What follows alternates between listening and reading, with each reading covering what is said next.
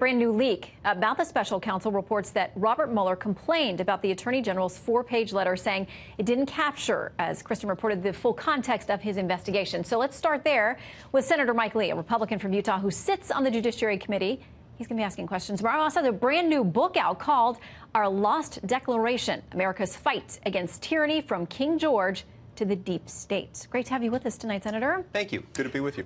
Okay, so you saw what Kristen reported there. You've seen some of these excerpts of this letter where Mueller said he was frustrated because he felt like the media reporting was not accurate as to the investigation. But as the DOJ spokesperson, Carrie Kupik, said, in a cordial and professional conversation, special counsel emphasized that nothing in the Attorney General's March 24th letter was inaccurate or misleading.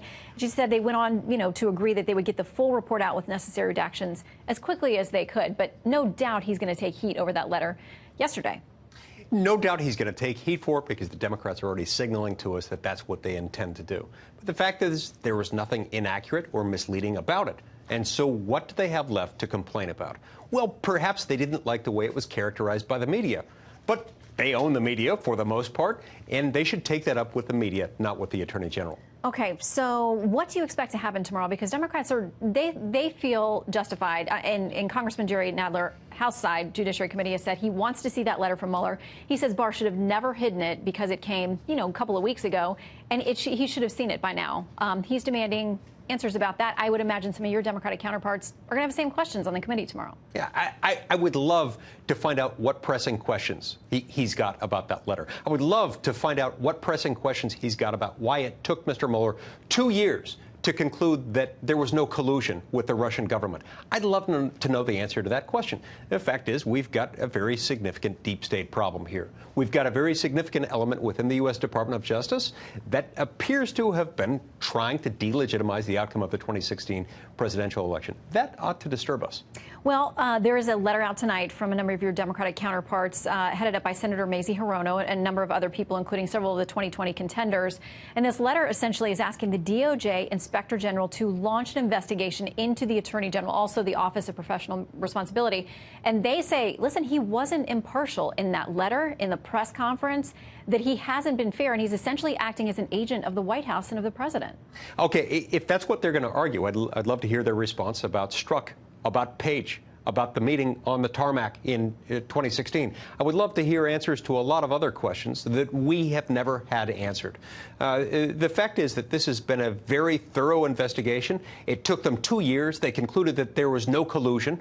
And so now they're losing their minds because they've been relying on the Mueller report as this sort of holy grail from whence was going to come all of these blessings. And they didn't have that, and they're frustrated. They want to take it out on Barr. We can't let them to do that. Well, we'll watch tomorrow morning on that. I also want to ask you about Venezuela, since we've got you here and this news continues to break tonight. Today, the former Ambassador Bolton has talked about this. Several of your counterparts, Republicans and Democrats alike, talking about the U.S., what role we would possibly play in this. Senator Rick Scott from Florida talked about positioning the U.S. military for humanitarian, but also possibly for the defense of democracy. And there are a lot of concerns about whether the U.S. should get involved militarily. All options are on the table, we're told by the administration. Congresswoman Ilhan Omar tweeting this today: we should be encouraging dialogue and free, fair elections in Venezuela. It seems like everybody agrees on that. She says, though not violence, I believe U.S. intervention will only destabilize the region more and cause even more suffering. What role shouldn't we be playing?